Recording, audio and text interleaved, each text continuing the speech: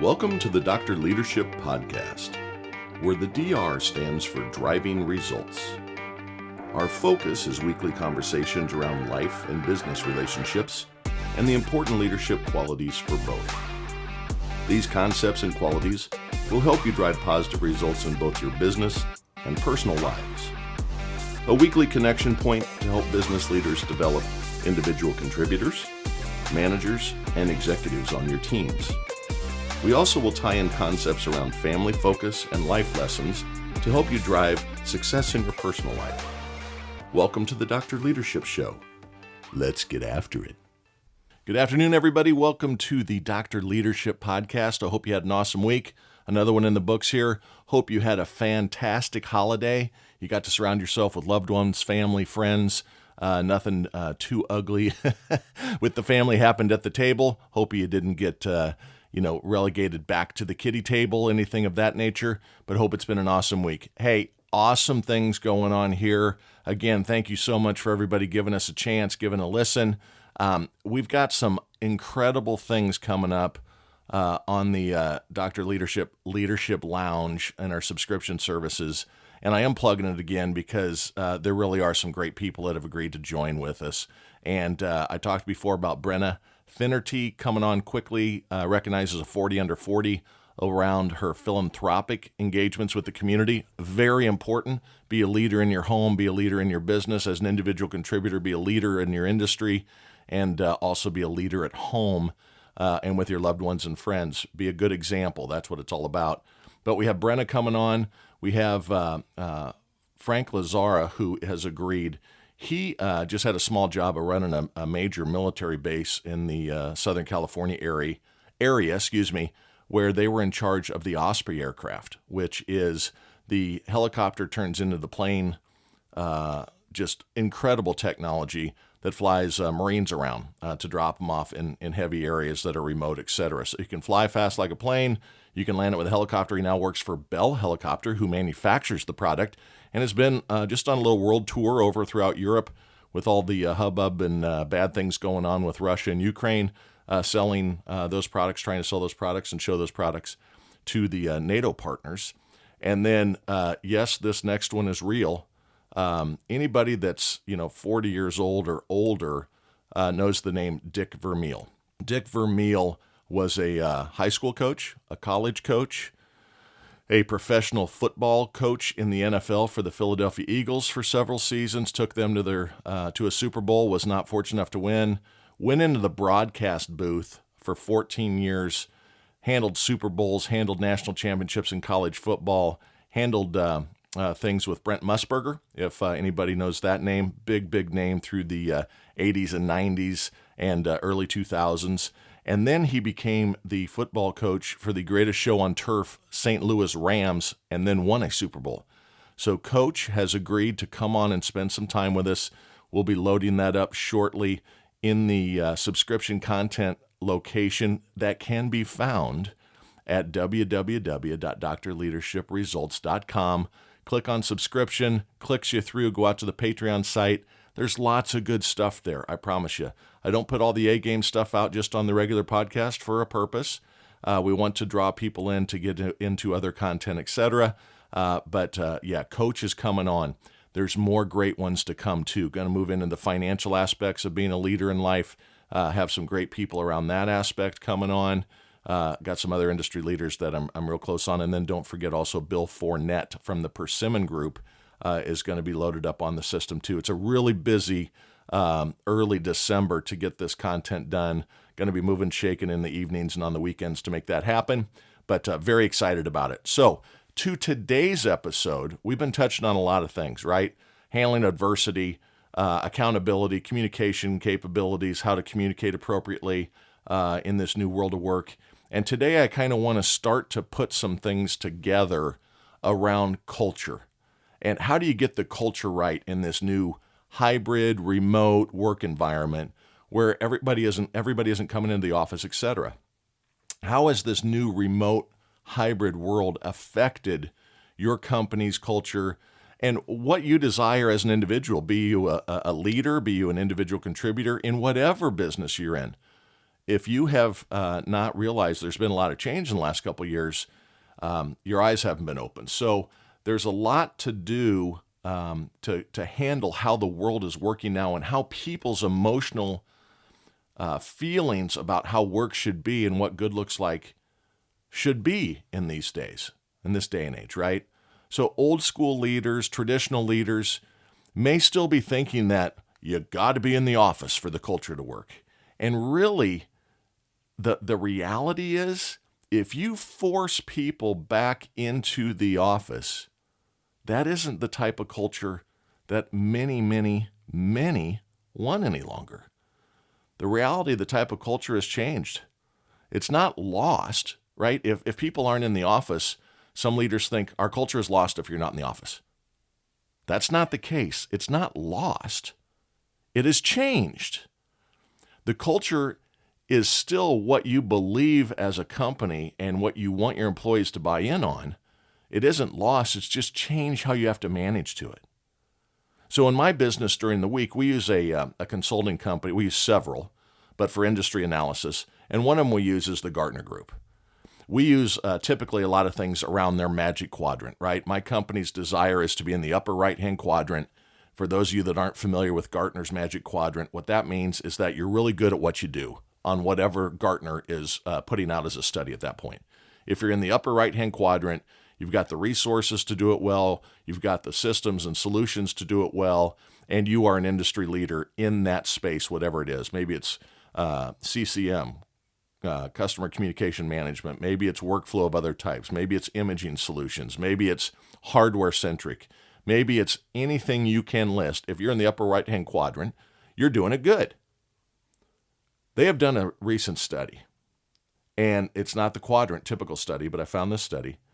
It shows that only 25% of workers are feeling connected right now to their company. The leaders may feel that it's because they're not in the office, but that's not true. It's because we haven't learned how to, I'm doing the in the air quote marks, connect in this new world as a leader yet. We've seen in the news, if you try to be a hard ass, a proverbial hard ass on this thing and force people back into the office, it has detrimental effects very, very quickly, right? I mean, you can look at Google. How many times did they pun on it? Everybody's coming back. Hold on, wait, everybody's pissed. Okay, we'd like you to come back on Mondays. Hold on, everybody's pissed. And they finally have agreed on some of this hybrid approach. And there's still turmoil in people's mind about, COVID and now our, RVS, the other respiratory one, I'm drawing a blank on the acronym right now, RSV, is very challenging. People have become scared. You got to get that out of your minds, folks. Life goes on. Accidents happen. Sickness happens. Life goes on. Everybody needs to manage that to their own comfort level. But forcing people is not going to be good. Apple went through it, right? Goldman Sachs, the financial community in New York, some are back, but mostly it's a hybrid approach. You can't force them.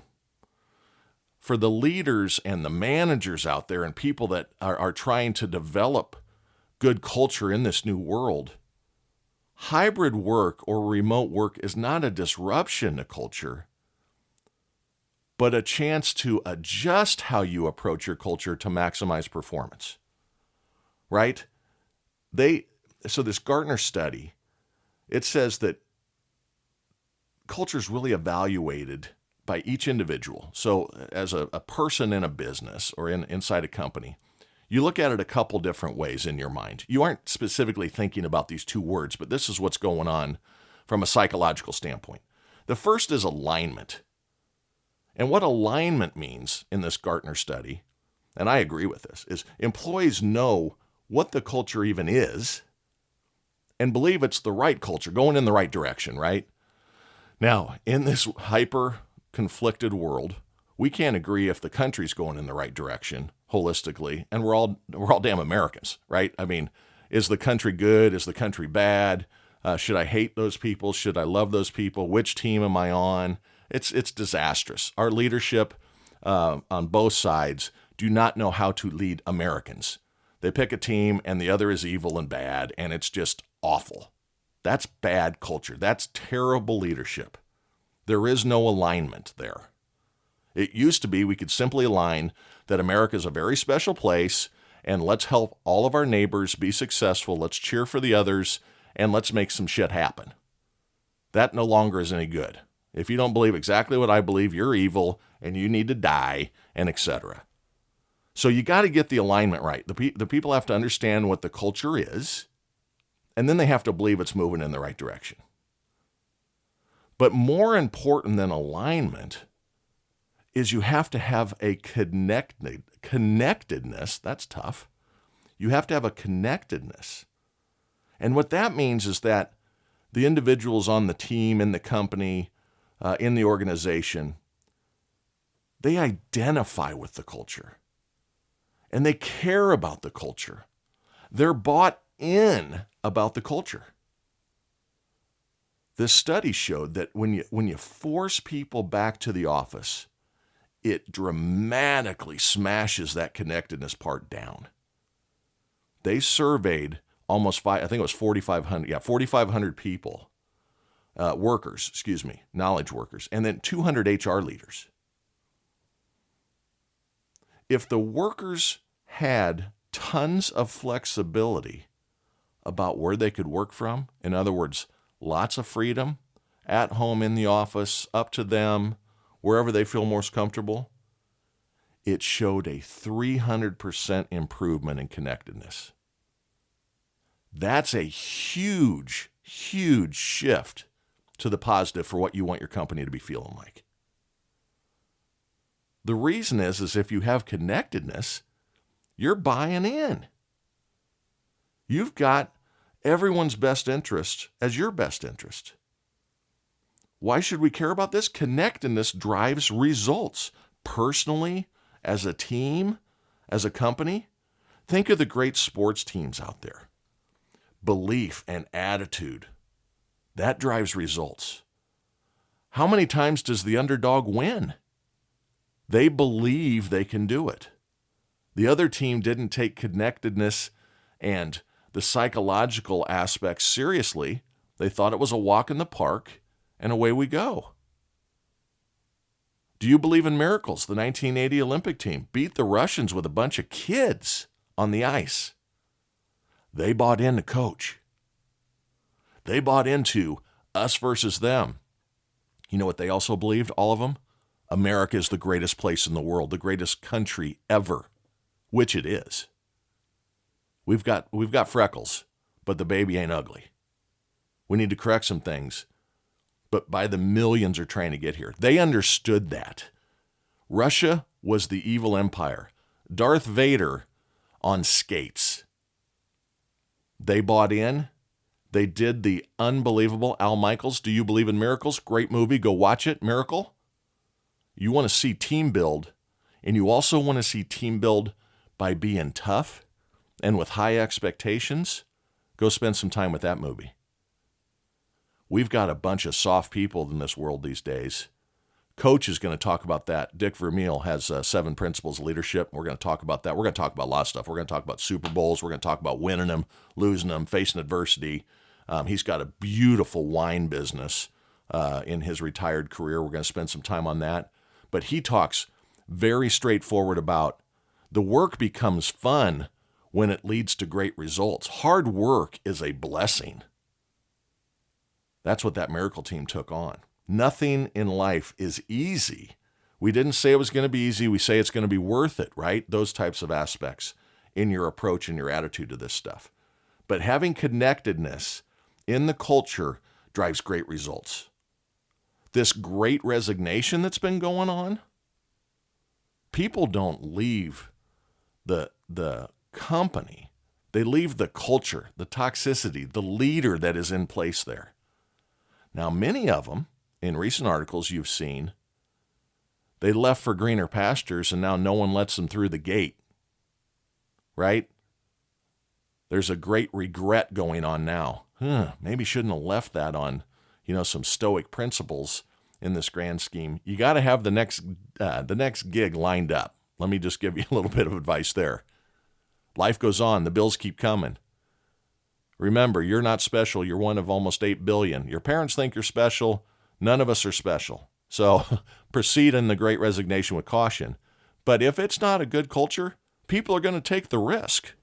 If they don't like the leader, what's the downside? I'm miserable. I might as well go after more pay.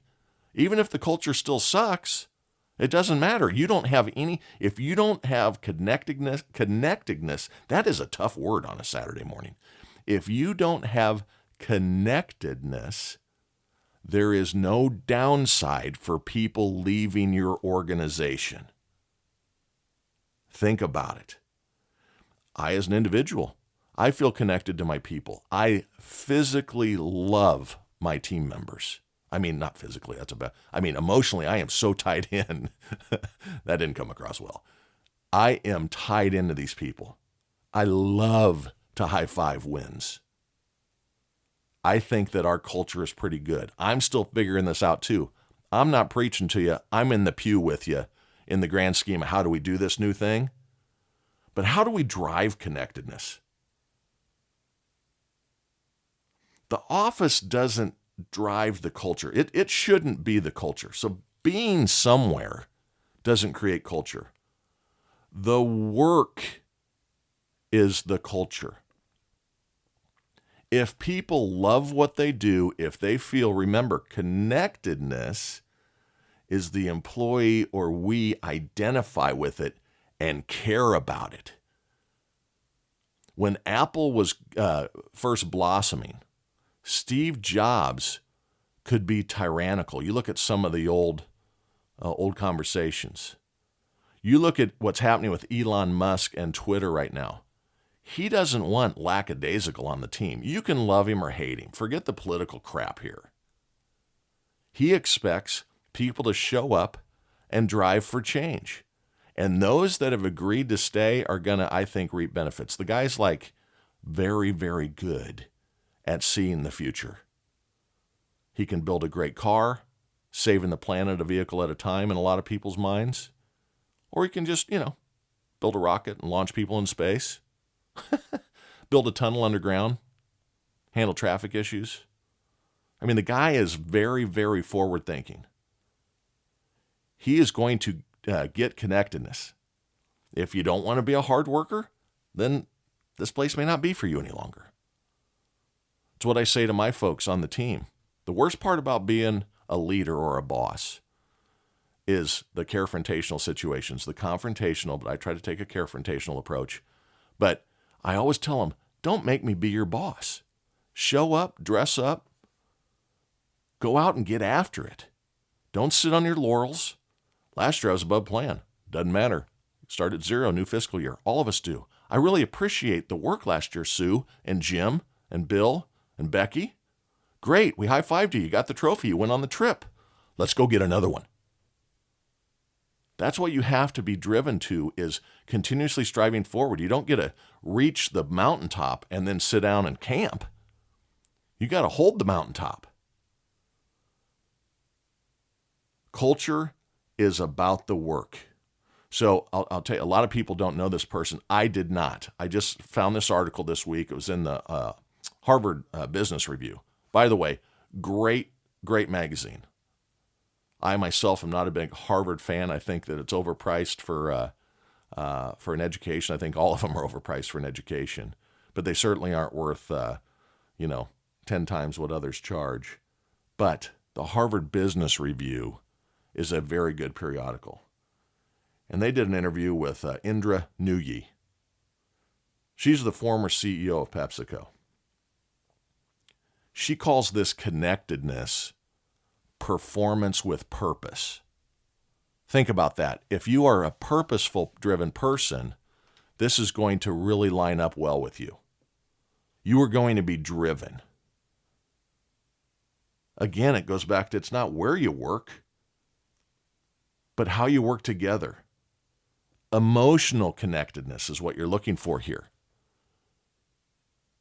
When you used to go into the office, you had interactions continuously with people. The emotional connectedness happened because you were at the coffee pot together, talking about the kids, went to lunch together, able to sit in a room together, palm to palm, face to face. It was easier for our emotional approaches and how we are wired to connect. Since we've been out of the office in this new hybrid work environment, we as leaders and individuals and executives, in no matter what business you do, the number of interactions amongst each other is less. So what this means is each interaction is much more impactful and important. The fear of leaders has been that people are going to sit around on their tush and not do any work if they're working from home. The exact opposite has happened. Productivity is enhanced because you have less things interrupting you. The office had benefits to see each other at the coffee pot, but when I was a leader in the office, and then this goes back, I've been remote, I've said before, about 12 years now, you see a lot of the same people drinking a lot of coffee. That's not real productive. If you're in a big city, you might have 45 minutes to an hour and a half going 15, 20 miles of commute.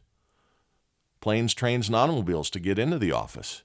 And then you turn around and then if you're good and you're a customer-facing individual, you get out of the office as soon as possible to go making friends. So productivity, just because you can be with people, isn't enhanced. At home, I am far more productive. I get up at 6:30, I'm sitting at the desk at 7, I'm going. Diligent work happens better because you don't have disruptions. Deep work is typically better. Happiness, because you want to be remote, drives better results. But the number of interactions, what we have to do as leaders is understand that when we call a team meeting, remember I talked about that, right? The burnout stuff, blow up the calendar and start anew. Because the last 2 years, meetings scheduled on top of meetings scheduled on top of meetings scheduled, etc. I've had 8 meetings this last 5 days on the same PowerPoint. It's insanity. We need to be efficient, trusting, and culture-driven. And the culture needs to drive performance and freedom. If you as a company are saying you want to drive innovation and you want to drive the drive of happiness, but you put bureaucracy over people and you don't allow them to be empowered to make decisions, that isn't really your culture. Whatever your culture is, look at it and see if today's environment, you are driving your teams towards that culture, you're walking the talk, but also you've empowered them so they can feel connected to that and that the work becomes the greatest. When they were getting ready to launch to the moon, right, to put men in space the first time, remember, and if those of you that don't know this, start paying attention and pick up some history books. But Sputnik, the Russians put a satellite, size of a football, volleyball, into space before us. They beat us up there. JFK, by the end of the century, we will have a man on the moon in his inauguration speech. That was visionary. But you know what happened is NASA, National Aeronautic Space Agency, the people there, all colors, creeds, men, women, any type of identification you can come up with was there, and they had their heads down, and we are going to whoop their butt, and we're going to put men on the moon first. That is connectedness. It's no different than the underdog team, right? You can come up with lots of examples. After 9/11, the country was connected. We're going to get them. Whoever was responsible for this, differences do not in how you look at life. America isn't the evil empire. We have, again, freckles, but nobody deserves to have planes flown into buildings and innocent people killed and forced to jump from 110 stories in the air. We have forgotten. But the whole country put their arms together and said, we got this. Now, it led to some other bad things. That problem's never going to go away. But my point is is that when you have inspired people for the same goal that want to drive through walls, run through walls, you are unstoppable in performance levels. It is going to be phenomenal, the end game that you have here. We've got to adjust how we're going to do this. Again, back to Nora. Performance with purpose. Don't demand performance, right? The beatings will continue until morale improves. You ever heard that one? Get out of leadership. Don't be that way. That has never worked. Passive-aggressive behavior never worked. You're better than they, smartest girl in the room. It's never going to work. Get people to buy in. Allow all voices to be heard. Get different ideas on the phone. Interact. Check up from the neck up when you engage at first on the phones. Make sure people are emotionally good. People are hurting out there. The economy is forcing people into very uncomfortable situations right now. We as leaders and as individuals need to be open and constructive toward each other. The other thing I want to talk about cultures is this. There is the overarching big culture of the company, and you need to get the employees and people on the different teams to buy in. But something that's very, very important that people need to realize too is the smaller the group, the tighter the culture becomes. They're called microcultures. The team's culture needs to be closer than the region's culture that needs to be tighter than the corporate overall culture. Still going in the same directions, but the belief and the connectedness is stronger the smaller the inner circle is. A team of 10 knows more, cares more, and feels connected to each other more than a team of 100, more than a team of 1,000. So as leaders, you have to look at how that onion layer is impacted and how you manage to it. The culture high level is big rock ideas. As you get lower, slightly smaller rocks and drivers and tactics and initiatives. As you get to the team level, the helping hand and the engagement amongst each other gets even tighter. So as an individual contributor, an individual in life, an individual in a company, your family team needs to be very connected. You need to understand your kids. Your kids need to understand you. Have the most connected relationship in the world with your spouse or significant other. Get the children under the same wing, right? Protect them, empower them, and put responsibilities and expectations on them young. We have to develop tough people. This world is tough. We have to develop caring people. Being tough doesn't mean you aren't caring. Being tough typically means you care more. The expectations are high because we know you can do it. My kids didn't like everything that my wife and I put on the top of them younger. They really appreciate it now. The older you get, the more sense the culture that was being put on you as a younger person, both in your personal life and business life, becomes clearer. The clouds dissipate. It's not personal. It's about driving success, happiness, comfort, freedom to be able to enjoy things. That's what this is about. So the microcultures are really, really important in today's world. Every interaction carries more importance than it did in the past when you're remote. Remember, I said that a minute ago. The value is more important of how good that call, that interaction happens because we're separated. So we're going to continue this discussion next week on culture and continue to take it a little bit deeper on what we can do to enhance these relationships that will lead to greater performance. We'll talk about some specific things that are important in all cultures. We'll talk about some things that are not industry specific, and we'll have some fun with it.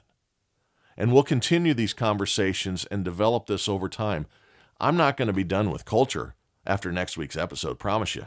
6 months down the road, there's going to be something that the light bulb's going to come off on me on something I think should be shared. I'm going to see something from somewhere else. Remember, all my good stuff's stolen, folks. I talk about articles, I share information, I try to bring components together. My experiences certainly are a part of this, but there's a lot of smarter people than me out there. Look around. I don't have all the right answers. I'm trying to deliver options for right answers for you. I don't have it all in between the 6 inches in my ears. It is about bringing concepts from each other. It's about letting others speak and talk. You know why? Because all of us are awesome. Keep that shit up.